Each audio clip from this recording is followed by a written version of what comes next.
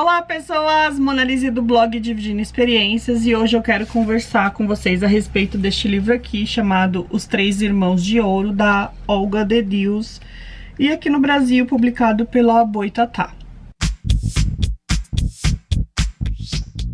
Bom, antes de iniciar aqui essa resenha, eu queria falar pra vocês que esse foi um livro maravilhoso. Inclusive, se você é educador, se você é professor, eu vou te avisar que lá no meu Instagram, que eu vou deixar o link aqui pra vocês, eu deixei um vídeo sobre este livro aqui, de atividades que podem ser realizadas com esse livro, tá? Então passa lá pra conferir. E antes de mais nada também, eu queria te convidar a fazer parte do nosso canal lá do Telegram, que tá super legal. Hoje a gente vai iniciar uma fase sobre romantismo, então a gente vai estar falando muito sobre esse assunto. Eu vou colocar algumas curiosidades lá pra vocês.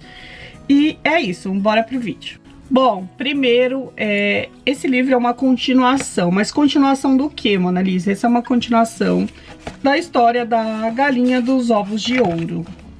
E vocês estão vendo aqui na capa, são o Hélio, o Martin e o Rock.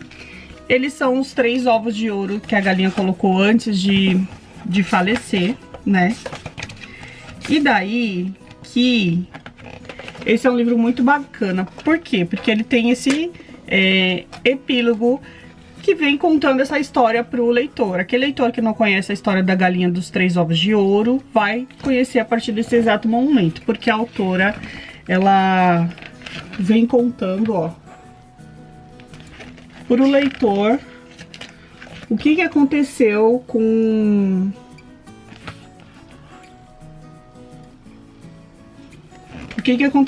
essa galinha, então mãe dos três pintinhos lá dos ovos de ouro. Vamos começar então falando sobre a organização do livro, que é um livro bastante legal. Eu gostei muito dessa parte que tem o epílogo e o prólogo, porque além de tudo tem o prólogo, sim, que é uma continuação da história dos três. E eu achei muito legal essa ideia. Eu não tinha visto até então no livro infanto-juvenil um prólogo e um epílogo. Então eu gostei bastante dessa ideia da Olga.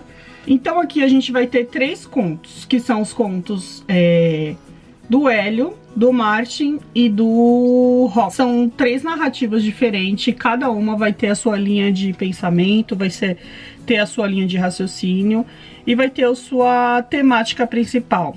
Eu preciso te dizer que esse é um conto muito legal, no sentido de ter narrativas tão atuais com o que a gente está vivendo, com o que a gente está passando neste período da nossa vivência como sociedade, como humanos. Então, os três temas são bem legais. O primeiro tema, que é o tema do Hélio, vai falar sobre natureza, sobre ambiente, sobre preservar a natureza. Já o conto do Martin vai procurar abordar uma coisa mais intimista, como se fosse o íntimo mesmo do personagem, o que ele tá sentindo, o que ele pensa sobre tais atitudes, o que a sociedade manifesta para ele, mas que ele consegue internalizar. E aí ele toma uma decisão a partir desses pensamentos internos que ele tem, então é bem legal. Inclusive o Martin é um personagem que tem depressão, então tá lá escrito num texto, então é bem legal nesse sentido.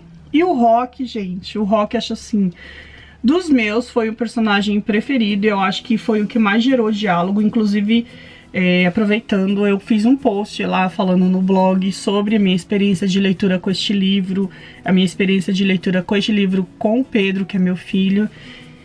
Então a gente fez bastante questionamento, o Pedro questionou bastante as atitudes do Rock. Acho que foi o único personagem que realmente ele questionou por que ele estava fazendo aquilo.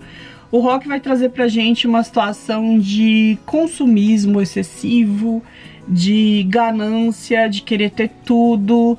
E aí no fim das contas ele passa por um processo em que ele se vê sem nada e olhando para trás e enxergando todo esse conceito de consumismo exacerbado, um consumismo exagerado.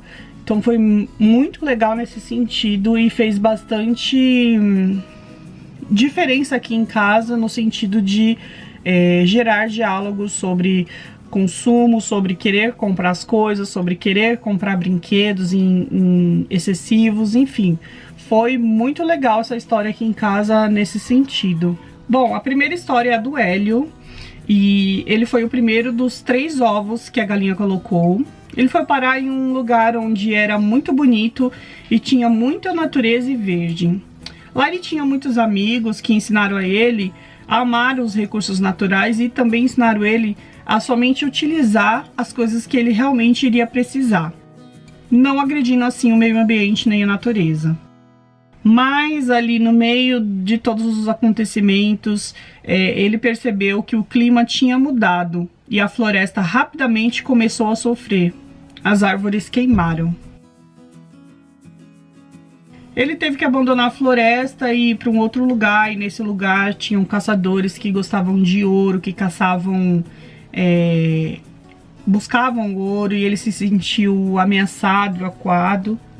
E aí ele teve que começar a viver uma vida que não era a vida que ele queria. Ele começou a se camuflar e se esconder desses caçadores. Partindo para a próxima história, a gente tem o Martin, que foi o segundo ovinho e teve a oportunidade de se tornar um intelectual. Estudou muito, aprendeu sobre artes. E aí ele quis usar a arte dele para convencer as pessoas sobre as diferenças, sobre a paz do mundo, falar sobre questões sociais. Agora a gente vai falar do Rock. O Rock, assim, foi o personagem mais legal de todos, na minha opinião.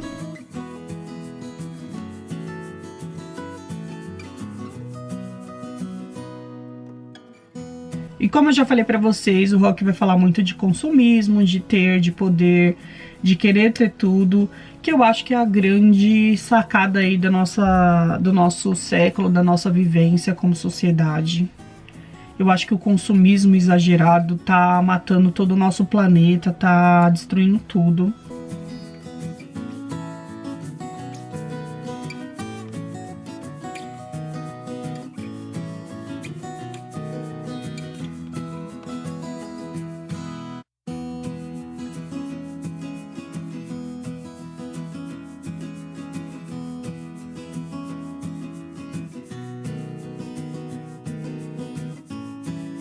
E aí, gente, não é uma opinião minha, Monalise, tá? É uma opinião, assim, que eu vejo que tá acontecendo.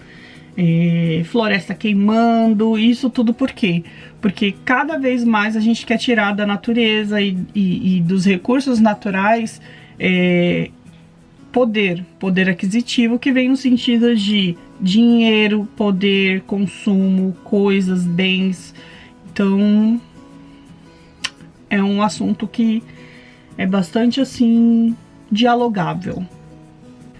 Bom, agora eu quero te contar um pouquinho sobre como eu conheci esse livro, né? Como ele foi me apresentado. Na verdade, eu conheci ele numa palestra que eu ouvi da Olga de Deus, online, que o Sesc fez, um encontro de literatura e questões sociais e políticas na narrativa infantil.